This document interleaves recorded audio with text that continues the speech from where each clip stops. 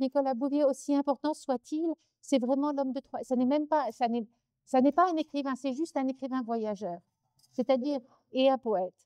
Donc ça n'est et d'ailleurs il dit un écrivain voyageur qu'on coupe en deux, c'est un demi-écrivain voyageur. Ce n'est pas l'un ou l'autre. Moi je pense qu'il y a certains termes qu'il faut retenir chez Nicolas Bouvier, l'importance de la lenteur du voyage, l'importance d'accepter le bon comme le mauvais dans les voyages, que le mauvais permet de découvrir, est aussi un véhicule pour découvrir la beauté du monde, l'ouverture par rapport aux autres, il est toujours l'importance par rapport, il va toujours rencontrer les personnes, donc cette grande ouverture des sens, et puis bien comprendre que l'écriture, c'est un nouveau voyage pour Nicolas Bouvier, que c'est un nouveau travail, que ce qu'il écrit, c'est un voyage à l'intérieur de lui-même, quelque chose de nouveau. On va avoir l'usage du monde qui va écrire jusqu'en 63, et puis après, il va écrire le Poisson Scorpion, qui sera, c'est vraiment une œuvre majeure.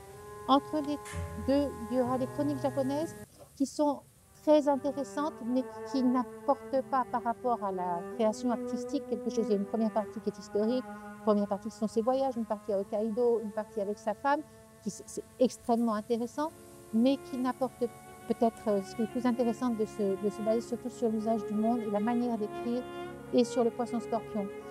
On le voit lorsque Nicolas Bouvier il a son bureau sur lequel il met il punaise de grandes feuilles blanches, sur lequel il pose des images, où il écrit, il y a des flèches dans tous les sens. Et il y a une manière, il met la musique. Alors pour le Poisson Scorpion, c'est le premier quatuor de Debussy. Là, on en parle pour l'usage du monde, on le sait moins. Et donc quand il écrit l'usage du monde, c'est vraiment une réécriture. Donc quand on écrit l'usage du monde, ça n'est pas un journal de voyage. C'est ça qui est important de savoir, c'est qu'on a chez Nicolas Bouvier, ça n'est pas quelqu'un qui vous écrit, ça n'est pas un journal de voyage. C'est quelqu'un qui veut rendre, qui est allé sur le monde, qui a vu, qui a été émerveillé et qui cherche à rendre cet émerveillement du monde avec tout ce qu'il a, de bon et de mauvais, par les mots, ou au moins aussi loin qu'il peut y aller. Donc ce travail d'écriture est extrêmement difficile, extrêmement difficile. Il y a des passages il écrit tout à la machine, et puis après Eliane le retape, et puis Eliane, au bout du 4e manuscrit, alors plus, elle en a marre, elle a dit maintenant on publie. Il récupère toutes les lettres qui ont été écrites, il polit toutes les phrases sont polies, il cherche le bon adjectif, il cherche le bon mot, il cherche la bonne expression.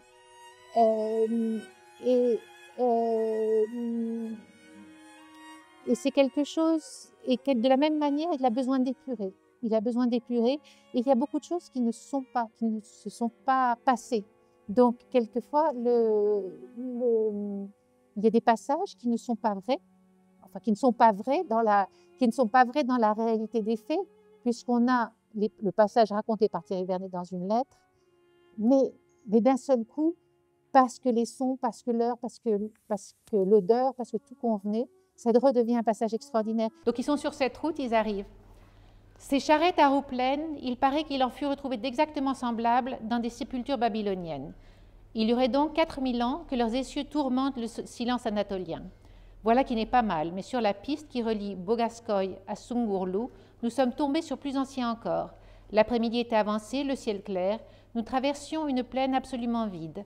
L'air était assez transparent pour qu'on distingue un arbre qui se dressait tout seul à une trentaine de kilomètres.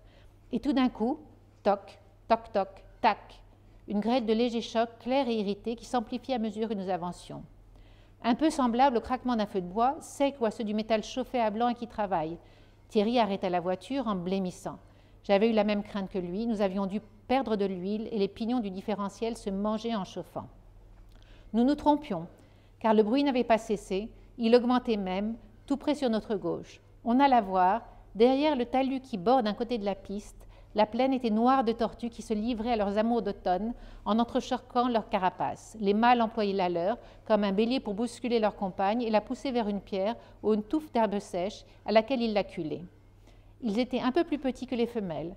Au moment de l'accouplement, il se dressait complètement pour les atteindre, tendait le cou, ouvrait une gueule rouge vif et poussait un cri strident.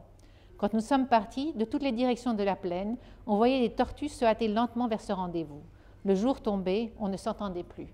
Donc tout ça, c'est de l'invention. L'usage du monde, c'est l'usage que l'on fait du monde, mais aussi l'usage qu'il fait de vous et comment il vous transforme. Nicolas voyage, et de ce voyage naît ce besoin d'écriture, ce besoin de rendre le monde et de le partager. Comme le dit Rilke, au jeune poète, il fuit les grands sujets pour ce que le quotidien lui offre. Il dit ses tristesses et ses désirs, les pensées qui lui viennent, sa foi en une beauté. Il utilise pour s'exprimer les choses qui l'entourent, les images de ses songes, les objets de ses souvenirs. L'écriture s'impose, mais elle n'est pas facile.